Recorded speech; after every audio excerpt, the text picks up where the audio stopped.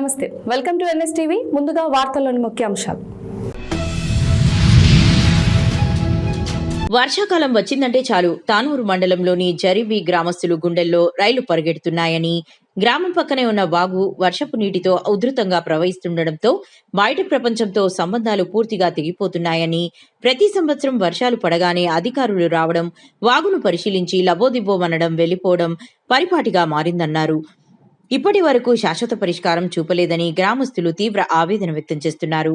అత్యవసర పరిస్థితుల్లో తీవ్ర ఇబ్బందులు ఎదుర్కొంటున్నారని, ఈ వాగు దాటితేనే ఊరు దాటి వెళ్లేందుకు దారుందని, పొలాలకు వెళ్లాలన్నా, పశువులను మేతకు తీసుకెళ్లాలన్నా, చివరకు రెక్కాడితే గాని డొక్కాడని కూలీ పనులకు వెళ్లాలన్నా ప్రాణాలకు తెగించి ఈ వాగును దాటాల్సి వస్తుందని తెలిపారు.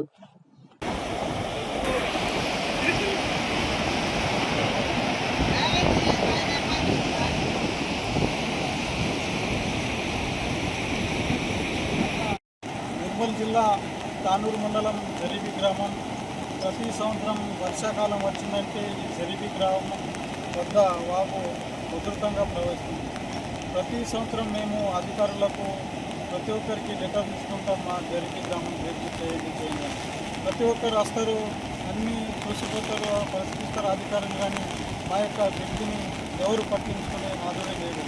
దయచేసి ముదోల్ నియోజకవర్గ ఎమ్మెల్యే పవర్ రామారావు పటేల్ గారు పోయిన సంవత్సరం వచ్చి మాకు హామీ ఇవ్వడం జరిగింది, ఈ యొక్క బ్రిడ్జ్ ఖచ్చితంగా చేస్తామని. కానీ ఆ బ్రిడ్జ్ ఇప్పటిదాకా శాంక్షన్ కాలేదు. ఇప్పటి వరకు మా బ్రిడ్జ్ యొక్క నిర్మాణం కూడా కాలేదు. దయచేసి మేము గ్రామం తరఫున కోరేది ఒకటి, ఎవరిని ఉద్దేశించి మాట్లాడడం అనేది కాదు, కానీ ముదోల్ నియోజకవర్గ ఎమ్మెల్యే గారు తప్పనిసరిగా మా యొక్క బ్రిడ్జ్ నిర్మాణం తొందరగా చేపట్టి మా యొక్క జరితాండ గ్రామస్తుల బ్రిడ్జ్ నిర్మాణం చేపట్టి మా యొక్క గ్రామ ప్రజల కోరిక తీర్చాలని మేము కోరుకున్నాం.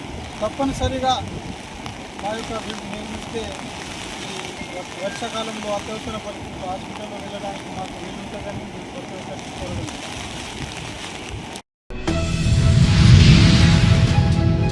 శ్రీ వ్యాసాశ్రమం పూర్వస్థితి రావాలంటే పాత కమిటీని రద్దు చేయాలి. పూర్వ విద్యార్థులు ఆధ్యాత్మిక సాధువులతో మరొకసారి సీఎం గారిని కలపనున్న కోలా ఆనంద్. ఒక పవిత్రమైన ఆధ్యాత్మిక సంస్థను పరిరక్షించాలనే బాధ్యతతో, ధర్మాన్ని కాపాడాలనే సంకల్పంతో సనాతన ధర్మంలో భాగంగానే శ్రీ వ్యాసాశ్రమం పూర్వ వైభవం కోసం దేనికైనా సిద్ధమని భారతీయ జనతా పార్టీ రాష్ట్ర ఉపాధ్యక్షులు కోలా ఆనంద్ మీడియా సమావేశంలో తన ఆవేదన వ్యక్తం చేశారు. సద్గురు మహర్షి శ్రీ మలయాళ స్వాములు వారు స్థాపించిన శ్రీ వ్యాసాశ్రమం ఒక సాధారణ ఆశ్రమం కాదు. అది ఆధ్యాత్మిక చైతన్యానికి, విద్యకు, సేవకు, త్యాగానికి ప్రతీక. వేలాది మంది విద్యార్థులను తీర్చిదిద్దిన మహోన్నత క్షేత్రం. అలాంటి ఆశ్రమం గురించి నేడు అనేక ఆరోపణలు, వివాదాలు వినిపించడం ప్రతి భక్తుని హృదయాన్ని కలిచివేస్తోందన్నారు. నియమించాడా? మనం అనుకున్నాం, అమర్నాథ్ రెడ్డి పిలిచి మలయాళ స్వామి వారు, అయ్యా నువ్వు ఈ ఆశ్రమాన్ని చూసుకోవాలా, నువ్వు మేనేజర్గా ఉండాలా అని మలయాళ స్వాములు వారు చెప్పారా? ఎలా వచ్చాడు? యాడ్ నుంచి వచ్చాడు? ఎవరు ఈ ఆశ్రమానికి అమర్నాథ్ రెడ్డికి సంబంధం ఏంటి నేను అడుగుతున్నాను. ఎవరైనా 4 తరాల నుంచి వాళ్ళ కుటుంబం. మీరందరూ కూడా ఉన్న మీడియా సోదరులు చెప్తారు, పత్రికా సోదరులకి ఏమైనా ఆడకపోతే కళ కనిపిస్తా ఉందా? కనీసం భయము. ఇప్పుడు పీఠాధిపతులు వస్తున్నది ఎవరు? రౌడీల గుండాలు కాదు కదా. ఆధ్యాత్మిక చింతన కలిగిన వ్యక్తులు, ఒక పీఠాధిపతులు, మఠాధిపతులు, స్వాములు, సాధు సన్యాసులు వస్తున్నారు మీ దగ్గరికి. మరి మీరు ఆహ్వానం పలికి రండి లోపలికి అని చెప్పాలా? పోలీసులు పెట్టుకొని బందోబస్తు పెట్టుకుని గేట్లు వేసి పెట్టుకుంటారా? అంటే నీకు తప్పు ఉందా లేదా? నీళ్ళు అవినీతి ఉందా లేదా? నీళ్ళు అవతాకులు ఉన్నాయా లేదా? నువ్వు క్లీన్ చిట్ అవుతుంది, నువ్వు రమ్మని చెప్పు, నువ్వే పిలువు, ఆహ్వానం చేయి, కూర్చొని పెట్టుకో, మాట్లాడు. వాళ్ళెందుకు పోలీసుల ద్వారా మాట్లాడించడం? పోలీసు బందోబస్తు దేనికండి? వచ్చింది ఎవరండి? వచ్చింది ఎవరు? సాధు సన్యాసులే కదా వచ్చింది. వస్తుంది శివరామరెడ్డిని నెక్స్ట్ పీఠాధిపతిగా నువ్వు నిర్ణయం తీసుకోవద్దని చెప్తున్నాను, అంతే తప్ప నువ్వు ఉండే పని ఉండు. నీకు భగవంతుడు ఆయుష్ ఇచ్చిన రోజు ఉండిపో. ఎవరు కాదన్నా ఇప్పుడు మేమేమి ఇప్పుడు దిగిపోమని చెప్పలేదు, ఆయన్ని దిగి ఆయన గుడివాడికి వెళ్ళిపోమని చెప్పలేదు మేము. నీ తమ్ముడిని ఎలా పెడతావని అడుగుతున్నాను అందరూ. అప్పుడు అమర్నాథ్ రెడ్డి దయచేసి ఎక్కడి నుంచి వచ్చాడు ఆడికి వెళ్ళిపోమని మాత్రం అందరూ కోరుకుంటున్నారు. కరీంనగర్ జిల్లా కేంద్రంలోని ప్రభుత్వ ఆసుపత్రి ముందు నుండి రాజా థియేటర్ వైపు వెళ్లు రోడ్డు పాడై చాలా కాలం నుండి రిపేరుకు నోచుకోలేదని కోటా శ్యామ్ కుమార్ ఆధ్వర్యంలో గవర్నమెంట్ హాస్పిటల్ ముందు రోడ్డు కోసం నిరసన కార్యక్రమం చేపట్టారు. వర్షాల వల్ల ప్రజలకు మరింత ఇబ్బంది కలుగుతోందని, గత కొన్ని సంవత్సరాలుగా రోడ్డు చాలా అధ్వానంగా ఉందని, హార్ట్ పేషెంట్స్ లేదా డెలివరీ పేషెంట్స్ గాని ఈ రోడ్డుపై వెళితే చనిపోయే అవకాశం ఉందని ఆయన పేర్కొన్నారు. స్మార్ట్ సిటీ డబ్బులు ఎవరు మింగేశారని, నగర అభివృద్ధి ఏమైపోయాయని, 20,000 కోట్ల స్మార్ట్ సిటీ నిధులు ఏమయ్యాయంటూ ప్రశ్నించారు. కార్యక్రమంలో సామాజిక కార్యకర్తలు కోటా శ్యామ్ కుమార్, అన్నమల్ల సురేష్ మరియు పలువురు ప్రజలు పాల్గొన్నారు. అయితే అధికార యంత్రాంగం ఈ విషయంపై వెంటనే స్పందించి రోడ్డుపై తాత్కాలిక మరమ్మతులు చేయడం జరిగిందన్నారు. 20,000 కోట్లు 20,000 కోట్లు 20,000 కోట్లు 20,000 కోట్లు రండి ఒకసారి కష్టాలు చేయండి. స్మార్ట్ సిటీ నిధులు స్మార్ట్ సిటీ నిధులు స్మార్ట్ సిటీ నిధులు స్మార్ట్ సిటీ నిధులు స్మార్ట్ సిటీ నిధులు 20,000 కోట్లు బయటికండి. వర్షం పడుతుంది, బయటికండి. బయటికి రావాలి, బయటికి రావాలి, ప్రభాకర్ అన్న బయటికి రావాలి, రావాలన్నా బయటికి రావాలి, రావాలి. మంచిగా చౌరస్తా నుంచండి హాస్పిటల్ స్ట్రీట్ ఇది. ఒకసారి ఆడండి. ఫుట్బాల్ కరీంనగర్ అభివృద్ధి ఏమైపాయే, కరీంనగర్ అభివృద్ధి ఏమైపాయే. డ్యామ్ లో ఫుట్బాల్ ఆడే కాదు, డ్యామ్ లో నీళ్ళు ఫుట్బాల్ ఆడాడు కాదు. ఇక్కడ నడి రోడ్డు మీద రావాలి, ఇక్కడ చూడాలి. కలెక్టర్ గారు, మున్సిపల్ కమిషనర్ గారు ఇక్కడ ఉన్నారు. గిరి ప్రదక్షిణ చేసాడు కాదు, ఇక్కడ ప్రదక్షిణ చేయండి. ఫస్ట్ కరీంనగర్ లో ప్రదక్షిణ చేయండి, కాదు. చిన్న చింతకుంట మండల కేంద్రంలోని ఎంపీడీఓ కార్యాలయంలో గురువారం నిర్వహించిన మండల సర్వసభ్య సమావేశంకు ముఖ్య అతిథిగా ఎమ్మెల్యే జి మధుసూదన్ రెడ్డి పాల్గొన్నారు. అన్ని ప్రభుత్వ శాఖల పనితీరును సమగ్రంగా సమీక్షించారు. అనంతరం ఎమ్మెల్యే మాట్లాడుతూ ప్రజా సమస్యల పరిష్కారంలో అధికారులు నిర్లక్ష్యం ప్రదర్శించకుండా జవాబుదారీతనంతో చేస్తూ ప్రభుత్వ పథకాల సంబంధించి సర్పంచులతో చర్చించి సమన్వయంతో పనిచేయాలి అన్నారు. ఈ కార్యక్రమంలో అన్ని శాఖల అధికారులు, సర్పంచులు తదితరులు పాల్గొన్నారు. సెంటర్స్ కూడా ఉన్నాయి కాబట్టి చాలా ప్లేస్లలో సబ్ సెంటర్స్ ఉన్నాయి. ఆ సబ్ సెంటర్స్లో ఎక్కడైనా ప్రస్తుతం మీరు అనుకున్నట్టు అంటే రెగ్యులర్ మెడిసిన్స్ ఉంటాయి కదా, అవన్నీ సబ్ సెంటర్స్లో సఫిషియెంట్ ఉన్నాయి కదా. అలా లేకపోయినా మనం సప్లై చేస్తారు కదా ఇమీడియట్ బట్టి. సో ఇప్పుడు కాబట్టి ఎక్కడైనా ఈ విలేజ్లలో ఉన్న సబ్ సెంటర్స్లలో మెడిసిన్స్ మనం ఇచ్చే రెగ్యులర్ మెడిసిన్స్ మనం అందుబాటులో లేకపోతే రిపోర్ట్ చేయండి, తెప్పించి. ఇప్పుడు మెడికల్ పరంగా కూడా ఎక్కడ కూడా మనం కాంప్రమైజ్ కావట్లేదు. ముఖ్యమంత్రి గారు ఎప్పటికప్పటి మానిటర్ చేస్తూ ఈ మెడిసిన్స్ విషయంలో ఎక్కడ కాంప్రమైజ్ లేకుండా అందరికి సప్లై చేయాలని చెప్పి అన్ని నడుస్తూ ఉన్నాయి. ఇప్పుడు మీరు చదివిన రిపోర్ట్లో కూడా ఇప్పటి వరకు మనం పిఎస్సీలో ఏమేమి డెలివరీస్ అయినాయి, ఎక్కడెక్కడ ఏమేమి టెస్టులు చేసారో డీటెయిల్గా రిపోర్ట్లో చెప్పడం జరిగింది. సో కాబట్టి ఇప్పుడు హాస్పిటల్స్లలో కూడా ఇంతకు లాగా కొరత ఉంది అని ఇబ్బంది లేకుండా అన్ని ఏర్పాట్లు చేస్తూ ఉన్నాం. ఇంకేదైనా ఇబ్బంది ఉంటే మీరు మీ దృష్టికి మీకు రిక్వైర్మెంట్ ఉందని చెప్పి ఇప్పుడు ఏగా చెప్తా ఉన్నారు. దానికి సంబంధించి మీరందరూ చూసింటారు. నేను లాస్ట్ వీకే సిఎండి గారిని కలిసిన, ఆ డైరెక్టర్ని కలిసిన. ప్రతి మండలానికి మినిమం ఒక 100 ట్రాన్స్ఫార్మర్లు కావాలి. దానికి సంబంధించిన ఏబీ స్విచెస్ అంటే అక్కడే ఆన్ ఆఫ్ పెట్టుకోవాలి, అది కావాలి. పోల్స్, వైర్ కావాలని చెప్పేసి పెట్టినాము. అన్నీ కూడా శాంక్షన్ అయినాయి. రేపు ఫస్ట్ నుంచి ఒక్కొక్క మండలం ప్రోగ్రామ్ చేసుకుంటూ పోతున్నాము. దేవరకర్లో రేపు ఫస్ట్ రోజు ప్రోగ్రామ్ పెట్టాము. అక్కడ ఒక దాదాపు 100 ట్రాన్స్ఫార్మర్లు ఆ రోజు అక్కడ డిస్ట్రిబ్యూషన్ అయితే ఆ మండలికి సంబంధించి. నెక్స్ట్ చిన్న చింతకుండా ఉంది, గేట్ అనౌన్స్ చేస్తాం. ఆ రోజు కూడా ఇప్పుడు ఆల్రెడీ 72 రిక్వైర్మెంట్ ఉంది. ఇంకా ఎవరైనా రిక్వైర్మెంట్ ఉంటే మీ గ్రామాలలో ఇది ఐదర్ అగ్రికల్చర్ కానివ్వండి, రెసిడెన్షియల్కి సంబంధించి ఏమైనా రిక్వైర్మెంట్స్, ఎలక్ట్రిసిటీకి సంబంధించి ఏమి రిక్వైర్మెంట్ ఉన్నా మీకు వచ్చిన ప్రతిపాదనలు గ్రామాలలో సర్పంచుల దృష్టికి వచ్చిన ఏమున్నా మీరు ఏఈ గారికి ఇవ్వండి, తర్వాత పిఏ గవర్నర్కి ఇవ్వండి. రిక్వైర్మెంట్ గైనకాలు తీసుకొని 102 సర్వీసెస్ యూటిలైజ్ చేసుకొని మనం ఇక్కడ నుంచి పంపించడం జరుగుతుంది.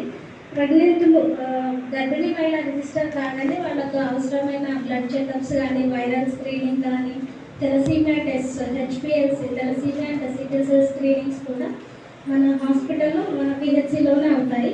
వీటిలో ఏమైనా ట్రీట్మెంట్ అవసరమైతే మన పిహెచ్సిలో అందిస్తున్నాము. అంటే అనీమియా, రక్తం తక్కువ ఉండటం అట్లాంటి కేసెస్కి సిక్స్ మంత్ ప్రోగ్రామ్ ఇది 6 మంత్స్ ఒకసారి జరిగే ప్రోగ్రామ్. ఇది కాకుండా ఇంకా deworming programme plus LFD vaccination programme చేశాం సార్. అది 24th జూన్ 26 నుంచి 8th జూలై 2026 వరకు జరుగుతుంది. ఇది లవ్లీ స్కిన్ డిసీజ్ అంటారు. ఇది ఆవులకే చేశాము. నిజామాబాద్ జిల్లా నవీపేట మండల కేంద్రంలోని పాలిటెక్నిక్ మోడల్ స్కూల్ కు వెళ్లే ప్రధాన రహదారి అధ్వానంగా మారింది.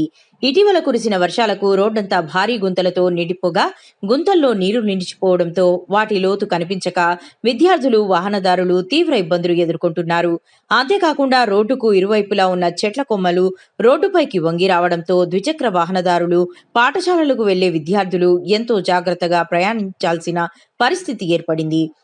ఎదురెదురుగా వాహనాలు వచ్చిన సమయంలో ఈ చెట్ల కొమ్మలు మరింత ఇబ్బందికరంగా మారుతున్నాయని స్థానికులు చెబుతున్నారు.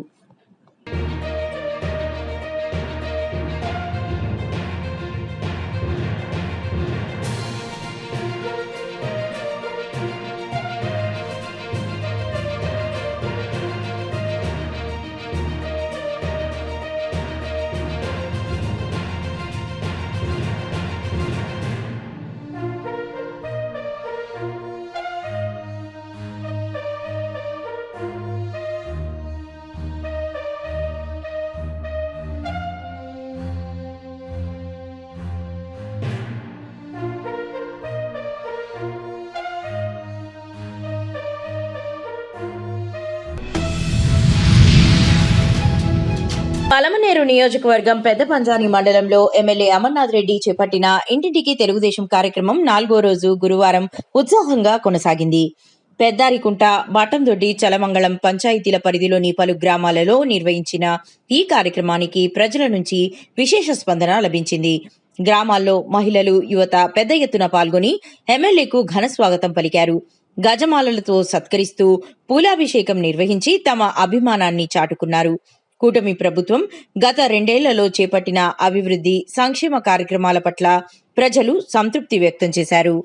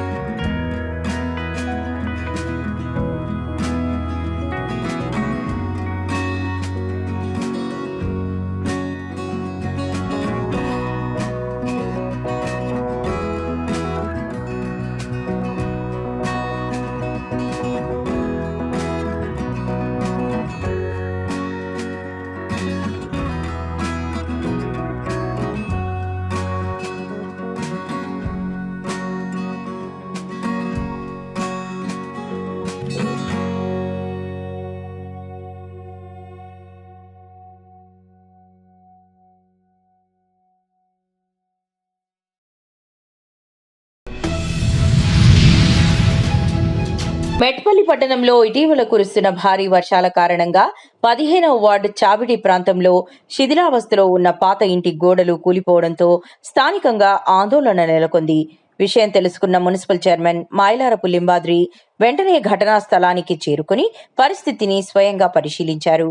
ప్రజలకు ఎలాంటి ప్రమాదం జరగకుండా ముందస్తు చర్యగా మున్సిపల్ అధికారులు ప్రజాప్రతినిధులతో కలిసి కూలిపోయిన శిథిలాలను జేసీబీ సహాయంతో తొలగించే పనులను ప్రారంభించారు.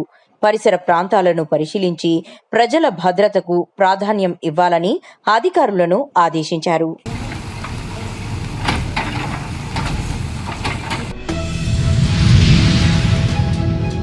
యువతరంపై తీవ్రమైన దుష్ప్రభావం చూపిస్తున్న డ్రగ్స్ మహమ్మారిపై అవగాహన కోసం గుంటూరు జిల్లా ఎస్పీ వకుల్ జిద్దాల్ సినిమా థియేటర్లలో ప్రదర్శన నిమిత్తం డ్రగ్స్ వద్దు బిడ్డ ప్రచార చిత్రానికి శనివారం తెనాలి గాంధీ చౌక్ దగ్గర క్లాప్ ఇస్తున్నట్లుగా సినీ దర్శకుడు దిలీప్ రాజా తెలిపారు. ఆంధ్రప్రదేశ్ మహిళా commission chairman Rayapati Sailaja camera switch on చేశారని ఆయన పేర్కొన్నారు. అనంతరం స్థానిక అంబేద్కర్ కళాశాలలో జరగనున్న పాత్రికేయుల సమావేశంలో డ్రగ్స్ ప్రచార చిత్రంపై జిల్లా ఎస్పీ మీడియాతో మాట్లాడతారని ఆయన వివరించారు. అందరికీ నమస్కారం అండి. కూటమి ప్రభుత్వం ఈ డ్రగ్స్ మహమ్మారి మీద వార్ ఫుటింగ్ మీద పోరాడుతుంది. గుంటూరు జిల్లా పోలీస్ కూడా దాని మీద చాలా ప్రత్యేకంగా దృష్టి పెట్టి ఎవరు కూడా డ్రగ్స్ వాడినా, ట్రాన్స్పోర్ట్ చేసినా, అమ్మినా, వాళ్ళ దగ్గర ఉంచినా దాని మీద చాలా కఠినమైన చర్యలు తీసుకుంటున్నాము. లాస్ట్ 8 monthsలో ఆల్మోస్ట్ 450 మందిని డ్రగ్స్ కేసెస్లో, ఎన్డీపీఎస్ కేసులో అరెస్ట్ చేసి రిమాండ్కి పంపడం జరిగింది. అదేవిధంగా ప్రతి స్కూల్కి వెళ్ళి, కాలేజీకి వెళ్ళి మేము డ్రగ్స్ మీద అవగాహన కార్యక్రమాలు చేస్తున్నాము సంకల్పం ప్రోగ్రాం పేరుతో. ఇప్పటి వరకు ఆల్మోస్ట్ 70,000 దాకా మేము స్టూడెంట్స్ని మన జిల్లాలో కవర్ చేయగలిగాము. యువత ఈ డ్రగ్స్కి చాలా ఈజీగా అట్రాక్ట్ అయిపోతున్నారు. వాళ్ళు ఎప్పుడు అడిక్ట్ అవుతున్నారు, ఎప్పుడు వాళ్ళకి అలవాటు అయిపోతుంది వాళ్ళకే తెలియడం లేదు. దీని మీద చాలా విస్తృతంగా అవగాహన కల్పించాల్సిన అవసరం ఉంది. రాజకీయ లబ్ధి కోసం కులాల మధ్య, మతాల మధ్య, రాష్ట్రాల మధ్య కొంతమంది చిచ్చు పెట్టే ప్రయత్నాలు చేస్తున్నారని ఎమ్మెల్యే గురజాల జగన్మోహన్ అన్నారు. ఏ ఒక్క కన్నడ వారిని కించపరిచే విధంగా మాట్లాడలేదు అని అన్నారు. ఇటీవల ఒక సమావేశంలో ఎమ్మెల్యే గురజాల జగన్మోహన్ మాట్లాడుతూ బెంగళూరు, చెన్నై నగరాలలో పాలించేవారు సగం మంది చిత్తూరు వారేనని చెప్పారు. ఈ విషయాన్ని కొంతమంది కన్నడ వాళ్లు అభ్యంతరం తెలిపారని వార్తలు రావడం, దీనిపై ఎమ్మెల్యే స్పష్టం చేస్తూ రాజకీయ లబ్ధి కోసం రాష్ట్రాల మధ్య చిచ్చు పెట్టే వారి పట్ల అప్రమత్తంగా ఉండాలన్నారు. ఈరోజు పొద్దున చిత్తూరులో ఒక గుడి కుంభాభిషేక కార్యక్రమంలో పాల్గొన్న సందర్భంలో మన టీవీ ఛానళ్ళ జర్నలిస్టులు కావచ్చు, ప్రతినిధులు కావచ్చు, ఏదో ఒక వీడియోని మేము అనేక గ్రూపుల్లో లేదంటే ఫేస్బుక్లో, వాట్సాప్లో, ఇన్స్టాగ్రామ్లో చూడడం జరిగింది. దానిపైన మాకు కొంచెం వివరణ కావాలి అని అడగడం జరిగింది. నేను మీ అందరి ద్వారా మరొక్కసారి ఆ వీడియోని ప్రతి ఒక్కరు కూడా చూసిన వారు, నేను ఏదో ఒక ఓపెనింగ్ సందర్భంగా చిత్తూరు గురించి ప్రత్యేకంగా, అంటే ఎక్కడ కూడా ఇంకొకరిని లేదా ఇంకొక ప్రాంతాన్నో లేదా వ్యక్తులనో లేదా వాళ్ళ సంస్కృతినో లేదా ఇంకొకటో నేను ఏది కూడా విమర్శించకుండా మన చిత్తూరు వాళ్ళు బెంగళూరులో కానీ లేదా చెన్నైలో కానీ లేదా దేశమే ఈరోజు దేశ ప్రధాని సాక్షాత్తు నరేంద్ర మోడీ గారు కూడా మన చిత్తూరు వ్యక్తి అయిన మన నారా చంద్రబాబు నాయుడు గారు ముఖ్యమంత్రి గారిని అనేక సందర్భాల్లో పొగుడుతున్నారు. చిత్తూరు వారిని ఎవ్వరు కూడా కిరీటం పెట్టి పర్టికులర్గా ఫలానా అని చెప్పాల్సిన అవసరం లేదు.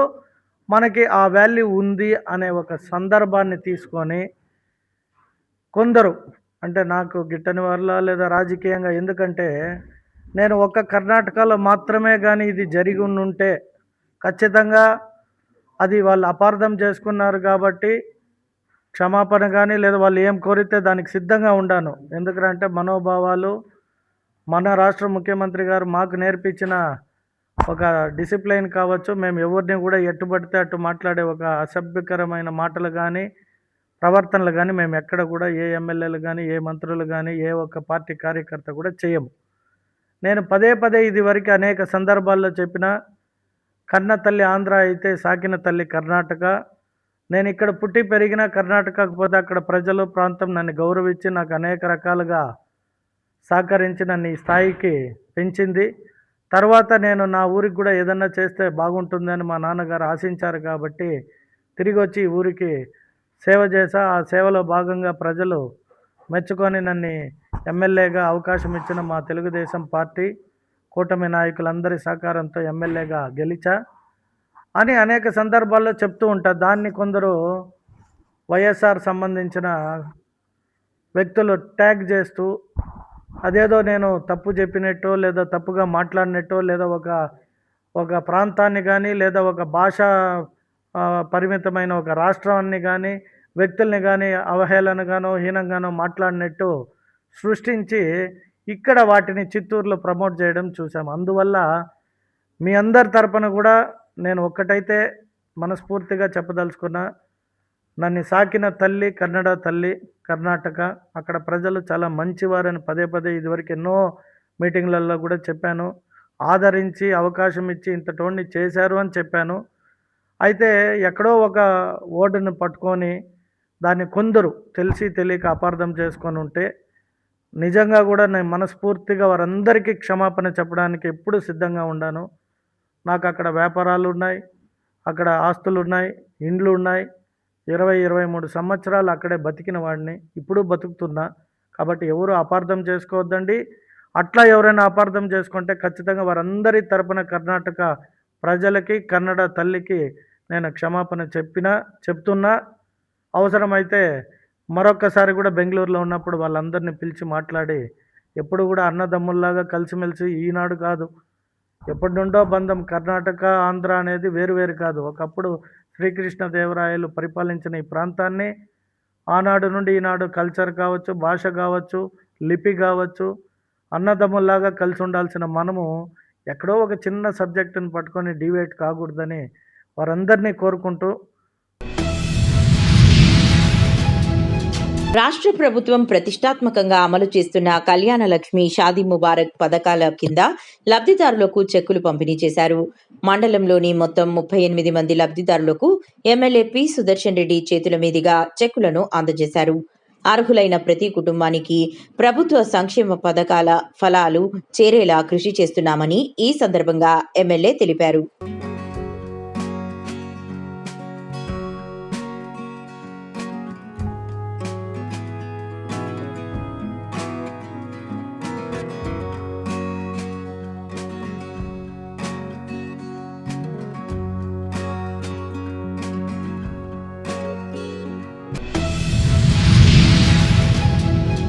పెద్ద పంజాని మండలం బట్టందొడ్డి పంచాయతీ పరిధిలోని శివాలయ జీర్ణోద్ధరణ కోసం ప్రభుత్వం ద్వారా 2 కోట్ల రూపాయల నిధులు మంజూరు చేయించడంలో విశేష కృషి చేసిన పలమనేరు ఎమ్మెల్యే అమర్నాథ్ రెడ్డిని ఆలయ కమిటీ సభ్యులు, అర్చకులు గురువారం ఘనంగా సన్మానించి కృతజ్ఞతలు తెలిపారు. ఇంటింటికి తెలుగుదేశం కార్యక్రమంలో భాగంగా బట్టందొడ్డిలో పర్యటించిన ఎమ్మెల్యే అమర్నాథ్ రెడ్డిని ఆలయ కమిటీ సభ్యులు శాలువాతో సత్కరించి తమ అభినందనలు తెలిపారు. ఈ సందర్భంగా ఆలయ ప్రధాన అర్చకులు వేద ఆశీర్వచనం అందజేసి శివాలయ పునరుద్ధరణకు 2 కోట్ల రూపాయల నిధులు మంజూరు అయ్యేలా కృషి చేసిన ఎమ్మెల్యేకు ప్రత్యేకంగా కృతజ్ఞతలు తెలియజేశారు. మా యొక్క శివాలయానికి పరిపూర్ణమైనటువంటి ఆశీర్వాదం కలిగి మీ వంశం ఇప్పుడు చల్లగా ఉండి ఆచంద్రార్కం అభివృద్ధి చెందాలా అని చెప్పి కోరి ప్రార్థిస్తున్నాను.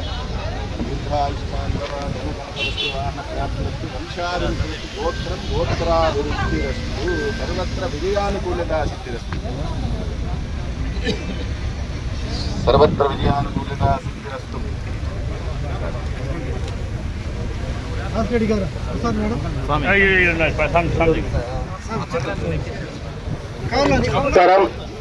ఈరోజు మన ప్రియతమ నాయకులు అమరణ గారి ఆధ్వర్యంలో పలమనేరు ఈశ్వరం గుడికి 2 కోట్ల రూపాయలు శాంక్షన్ చేసుకొని ఈశ్వరం గుడి డెవలప్మెంట్ కి పూర్తిగా అన్న సహకరించినందుకు పొలమనేరు పట్టణం తరఫున అన్నకి ధన్యవాదాలు తెలియజేసుకుంటున్నాము. అదేవిధంగా గంగమ్మ గుడికి కూడా అన్నగారు ప్రపోజల్ పెట్టడం జరిగింది. పొలమనేరు గంగమ్మ గుడి కూడా సంబంధించి దాదాపు 2 కోట్ల నుంచి 3 కోట్ల వరకు కూడా శాంక్షన్ తీసుకొని రావడం కూడా త్వరలో జరుగుతుందనేసి కూడా తెలియజేసుకుంటూ ఈ అవకాశము అన్నగారు కట్టేదానికన్నా కూడా ఒక పురాతనమైనటువంటి శివాలయాన్ని జీర్ణోద్ధారణ చేసి అభివృద్ధికి తేవడం అనేటటువంటి చాలా విశేషమైనటువంటి విషయం. అటువంటి ఎన్నో రోజుల పొలమనేరు వాసుల కళ ఆ శివాలయం అనేటటువంటిది గొప్పగా అభివృద్ధి చెంది పరిపూర్ణమైనటువంటి శివానుగ్రహం కలగల్లా అని చెప్పి ఎందరో కోరి ప్రార్థిస్తున్నారు. అటువంటిది మన యొక్క ఎమ్మెల్యే గారు అమరన్న గారి హయాంలో వారు పెద్ద మనసుతో ఆ శివాలయాన్ని జీర్ణోద్ధర కార్యక్రమాన్ని పూనుకొని విశేషమైనటువంటి అభివృద్ధికి తోడ్పడినారు.